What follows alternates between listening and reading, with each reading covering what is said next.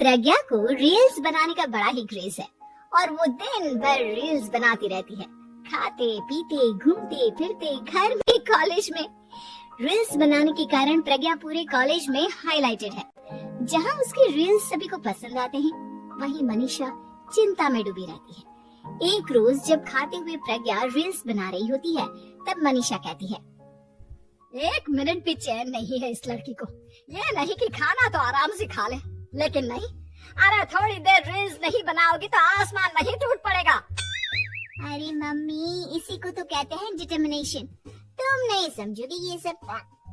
भगवान, इस लड़की को सद्बुद्धि दे। जब देखो तब टेढ़ा बाका मुंह बनाती रहती है। मनीषा की बात का प्रज्ञा पर जरा भी असर नहीं होता और वो खाते खाते रील्स बनाती रहती है। दिन बीतने लगते हैं और देखते देखते प्रज्ञा का कॉलेज भी खत्म हो जाता है। आए दिन कोई ना कोई मनीषा को प्रज्ञा की शादी करवाने का सुझाव दे जाता है। सब ठीक ही कहते हैं, प्रज्ञा की शादी कर देनी चाहिए।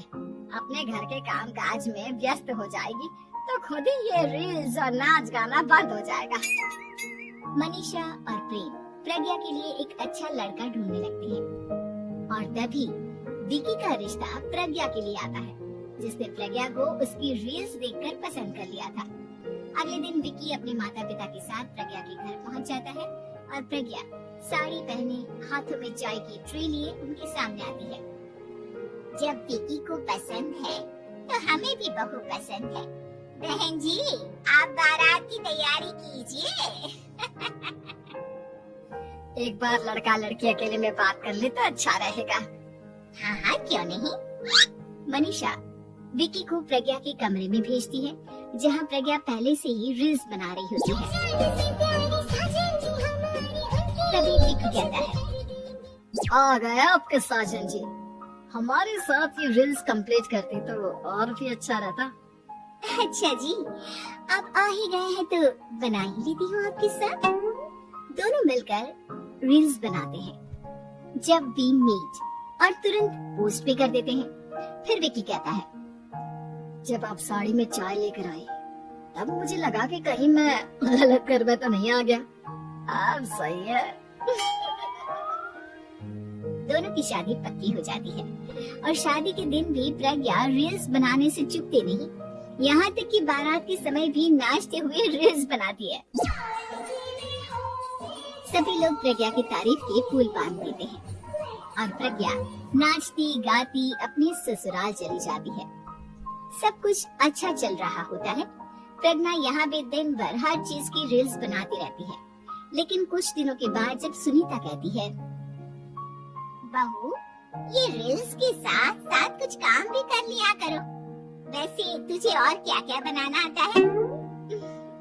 मम्मी जी, वैसे तो सब कहते हैं कि मैं सब कुछ अच्छा बनाती हूँ, लेकिन मुझे लगता है कि मैं मैगी अच्छा बना लेती हूँ।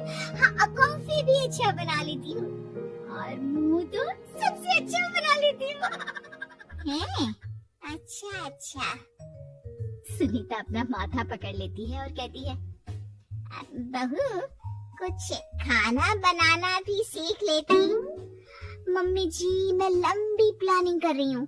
जल्दी ही मैं इतनी फेमस हो जाऊंगी कि मुझे पैसे मिलने लगेंगे। हम दोनों सास बहू राज करेंगे, राज। नौकर काम करेंगे और लोगों की तो लाइन लगेगी हमसे मिलने के लिए। तेरा दिमाग खराब हो गया है क्या बहू? हंसी मजाक तक ठीक है, लेकिन इस तरह घर नहीं चलते। जितना जल्दी हो इस घर के तौर तरीकों को सीख लो। प्रज्ञा मुंह घुमाकर चली जाती है और तुरंत उसी वक्त एक रील बनाती है। ये देख सुनीता का गुस्सा 7वें आसमान पर चला जाता है और विकी के घर आते ही सुनीता उसे सब कुछ बताती है। विकी भी अब प्रज्ञा की इन हरकतों से परेशान हो जाता है। तुम टेंशन मत लो मम्मा, मैं देख लूंगा। विकी कमरे में जाता है तो देखता है कि प्रज्ञा रील्स बना रही है। विकी बड़े ही प्यार से प्रज्ञा से कहता है, प्रज्ञा, इन सब के लिए मैं तुम्हें मना नहीं कर रहा हूँ, लेकिन फिर भी हर वक्त तो ये अच्छा नहीं लगता ना। समझने की कोशिश करो, मुझे भी तुम्हारा थोड़ा वक्त चाहिए। मैं जब ऑफिस से आता हूँ तो मुझे समय देने की जगह इसी में लगी रहती है। तुम ज्यादा ही सोच रहे हो। तुम भी मेरे साथ रील्स बनाओ ना, तुम्हें भी बहुत अच्छा लगेगा। तुम्हें इज्जत से कोई बात समझ में नहीं आती क्या? दिमाग खराब हो गया है तुम्हारा इस चकाचौंध से। अगर तुमने अपना रवैया नहीं बदला तो मैं तुमसे दूर चला जाऊंगा। तुम ही रिश्ता लेकर आए थे, मुझे लड़कों की कमी नहीं थी और ना आज है। विकी दरवाजा पटक कर चला जाता है। धीरे धीरे विकी प्रज्ञा से दूर होता जाता है। एक रोज मनीषा प्रज्ञा के ससुराल उससे मिलने जाती है। तब सुनीता उससे कहती है, बहन जी अब आई है तो कुछ दिन यहाँ रहकर जाइएगा, आप ही का घर है। हाँ मम्मी, बहुत दिन हो गए तुम्हारे साथ एक भी रील नहीं बनाई मैंने। प्रज्ञा तुरंत अपने फोन में रील्स ऑन कर लेती है। ये सब मुझसे नहीं होगा। तेरा ये भूत अभी तक नहीं उतरा क्या? बहन जी आप कुछ कहती नहीं क्या इसे? जब आप ही कुछ नहीं कर पाई तो मैं कर ही क्या सकती हूँ। सास तो वैसे ही बदनाम है।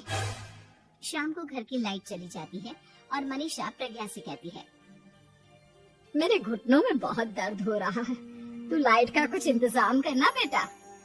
अच्छा कैंडल जला देती हूँ मम्मा। प्रज्ञा गाते हुए कैंडल जलाती है और खिड़की के पर्दे के पास रख देती है। मनीषा जिसे बहुत दर्द हो रहा है वो सो जाती है और प्रज्ञा हमेशा की तरह अपनी रील्स में लग जाती है। उधर कैंडल की वजह से पर्दा आग पकड़ लेता है और मनीषा के कमरे में आग लग जाती है। बचाओ, कोई है, बचाओ। सभी भागते हैं और विकी कमरे की आग बुझाने में लग जाता है, लेकिन तब तक मनीषा आधी जल चुकी थी। मनीषा की हालत देख प्रज्ञा रोने लगती है। विकी मनीषा को तुरंत हॉस्पिटल ले जाता है और उसे एडमिट कराता है। विकी प्रज्ञा से कहता है, देख लिया ना, तुम्हारे इस नाच गाने की वजह से आज तुम्हारी माँ की जान जाते जाते रह गई। अब पता नहीं तुम और क्या चाहती हो। उधर डॉक्टर कहते हैं, इनकी हालत बहुत नाजुक है, आधे से ज्यादा जल चुकी है। प्रज्ञा रोती हुई मंदिर में जाती है और भगवान के आगे जाकर कहती है, भगवान मेरी माँ को ठीक कर दो, मैं कसम खाती हूँ हाथ से ये रील्स बनाना छोड़ दूंगी, बस मुझे मेरी माँ वापस मिल जाए। 2 दिन बीत जाते हैं और मनीषा खतरे से बाहर आ जाती है। पेशेंट अब ठीक है, आप लोग उनसे मिल सकते हो। सब कोई मनीषा से मिलता है और प्रज्ञा सबके सामने अपना फोन तोड़ देती है। मुझे माफ कर दो मम्मा, मैंने तुम लोगों की बातों को नजरअंदाज किया। बेटा कोई भी चीज जरूरत से ज्यादा खराब है। मैंने तुम्हें रील्स बनाने से कभी मना नहीं किया, लेकिन हर वक्त एक ही चीज तो सही नहीं है। मैं समझ गई हूँ मम्मा, आई एम सॉरी। प्रज्ञा उस दिन से रील्स बनाना छोड़ देती है और पूरी तरह से अपने घर में लग जाती है।